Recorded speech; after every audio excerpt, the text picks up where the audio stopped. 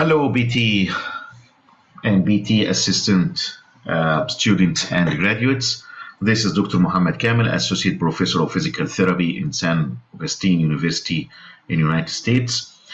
And today I am explaining a tip related to the cardiopulmonary physical therapy.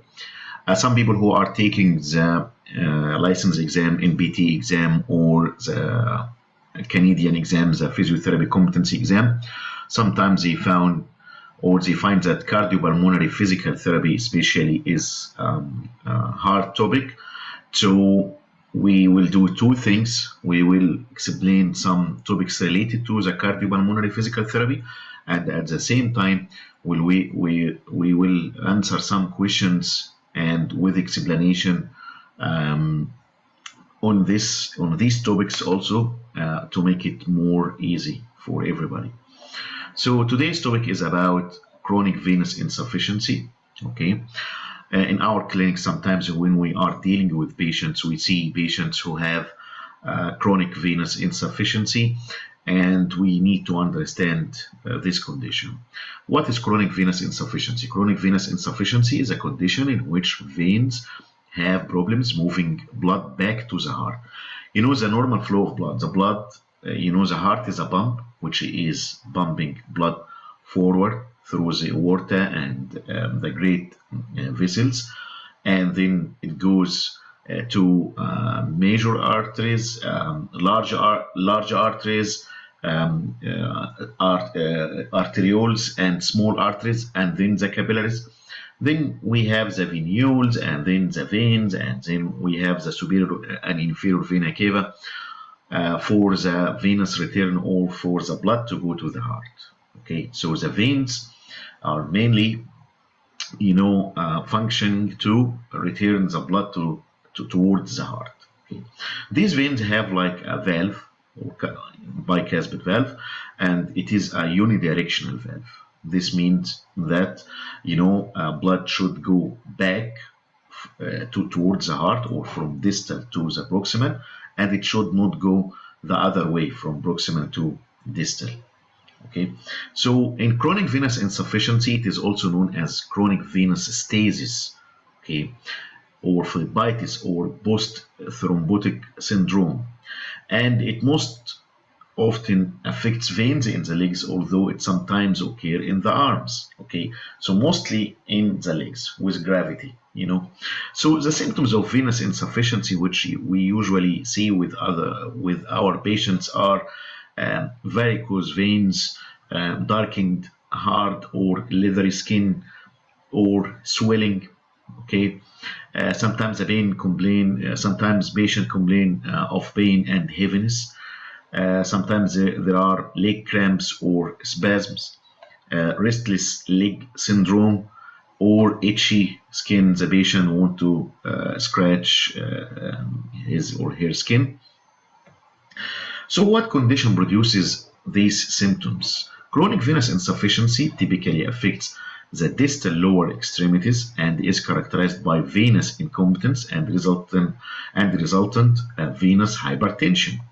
Chronic venous insufficiency increases fluid volume within interstitial spaces, eventually overloading the lymphatic system, resulting in edema.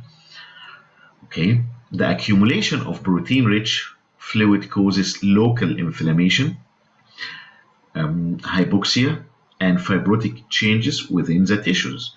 And this usually takes time. So the case in the beginning, it could be reversible, it could be easily treated, but with time, chronicity happens, and we will see these changes, especially with lymphedema, like also here described in this text. These changes are significant factors in the development of venous stasis, ulcers, and delayed healing. Okay, any injury happened, or an injury was most likely sustained to which structure? Typically, the bicuspid valves prevent the backflow within the vessels, returning blood from the periphery to the heart. Malfunctioning valves create venous incompetence and allow blood to pool within the vessels causing venous hypertension. And at the capillary level, venous hypertension alters the pressure gradient between the capillaries and the interstitium, impeding this reabsorption and blood flow.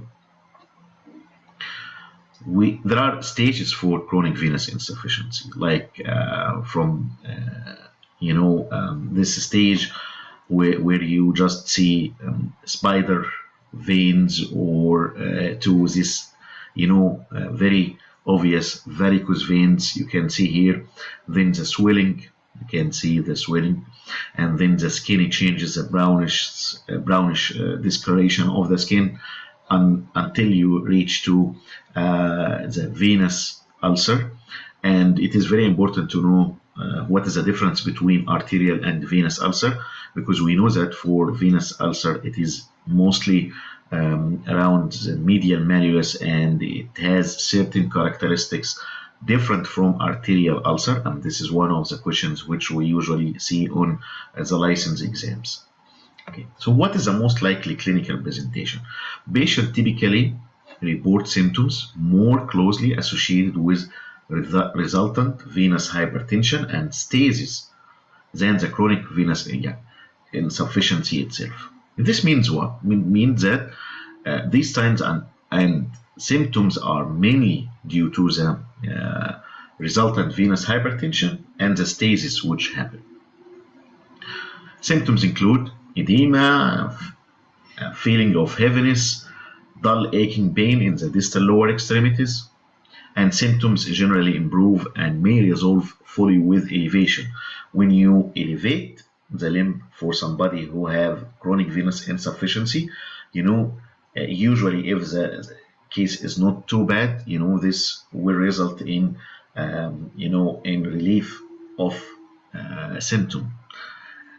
However, they reappear once dependent positioning is resumed. Once the person is standing for a long time, or the leg is down for a long time, untreated venous hypertension and stasis related symptoms will cause a browny skin discoloration and hyperkeratosis. This is a browny discoloration of the skin, which is a result of hemosiderin staining, and which is in result in this case. And we can see here that this is a venous ulcer. And hyperkeratosis is a change in the skin, so the skin will not become any more soft, it will be hard. Chronic inflammation can lead to bore wound healing and fibrotic changes in the subcutaneous tissue later on. So what laboratory or imaging studies would confirm the diagnosis? Diagnosis will often include directional or color flow studies using venous ultrasonography, like the one we are seeing here. And this is the actual view for what usually the technician is seeing through this technique, to visualize structure and flow patterns and to identify reflux. Reflux means the return of blood in the wrong direction. A medical history and throughout physical examination are also indicated. What additional information we need to ask, or we need to see? A complete medical history, and we understand that for the examination or evaluation of any of our patients, we need to take throughout medical history. Description of daily activities is important. Somebody will tell you, okay, I have a high cholesterol, I am taking medications for high blood pressure. My work involves standing or sitting for long times. Patients who are obese also at risk. Patients who have vessel damage or who are pregnant are at greater risk for developing chronic venous insufficiency. due to structural or tissue impedance of venous structure. With pregnancy, with obesity, especially if it is around the abdomen, it prevents the venous return and affect the venous return from lower extremity. Patients who spend extended periods in sitting or standing are also at increased risk. That's why we are trying to take the history, including the work history and other history. So I will see you in the next, short tip for the preparation for the PT license exams. And best wishes. Thank you. Have a good day.